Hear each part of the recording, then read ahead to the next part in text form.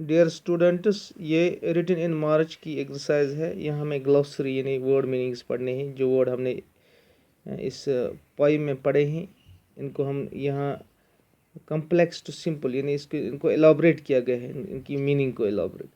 Twitter of a bird to make a series of short high sounds. Glitter to produce a lot of small bright flashes of reflected light. Graze of animals to eat grass.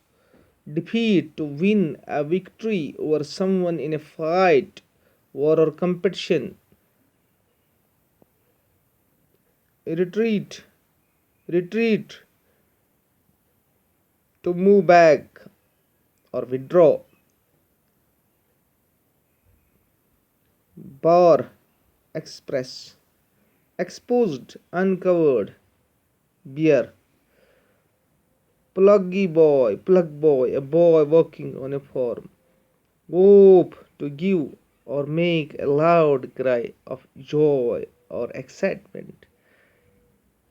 यथ कशर पे one वो खुशी के गाने तराने गाता था ये। Fountain, a stream of water, a stream of water. Prevailing, existing in a particular place or a particular time. What are the people in the poem doing?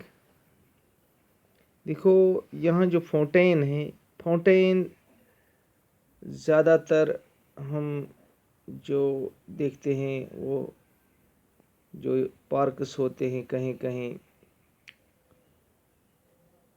जैसे या किसी चौराहे पर फाउंटेन को लगाया जाता है,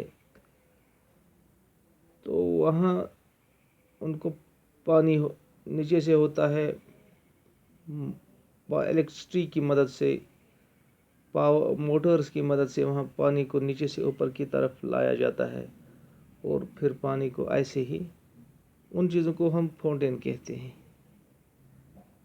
तो यहाँ स्ट्रीम और वाटर का, ए स्ट्रीम ऑफ वाटर। चलो आगे बढ़ेंगे हम। What are the people in the poem doing? इस पोएम में लोग क्या करते थे? जब हमने इस पोएम को पढ़ा तो हमें क्या लगा कि लोग क्या करते थे इसमें? खाते थे, पीते थे, उठते थे, बैठते थे। People are doing their work, people are doing their work, people are doing their work. वो अपनी काम को कर रहे थे, यानी देयर वर्क।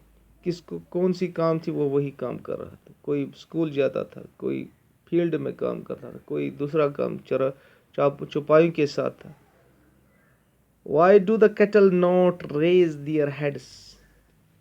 जो कैटल हैं, जो चौपाए हैं, वो अपना सिर ऊपर क्यों नहीं उठाते थे? एक्चुअली वो बिजी थे, उनको टेस्ट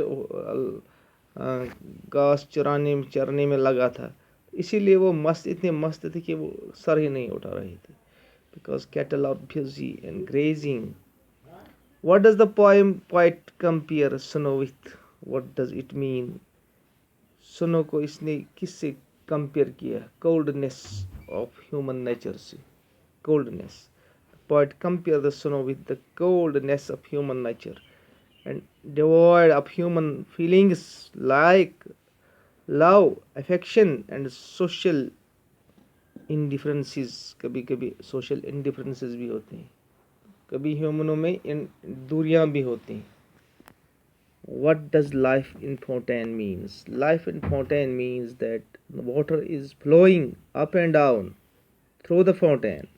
देखो असल में हम अगर यहाँ हम जो हमने यहाँ पढ़ा है fountain a stream of water, तो हम कहेंगे life and fountain means that water is flowing up and down, नहीं है, flowing flowing in the streams. इनमें सच आब रवां है, इनमें आब रवां है, इन चीज़ों मतलब इन नदियों में, नालों में। अच्छा, इस तरह life in fountain means that water is flowing in the streams, ये तो अब चला गया। तो इस तरह हम जो आगे है वो इंशाल्लाह हम दूसरे वीडियो में करेंगे। थैंक्स।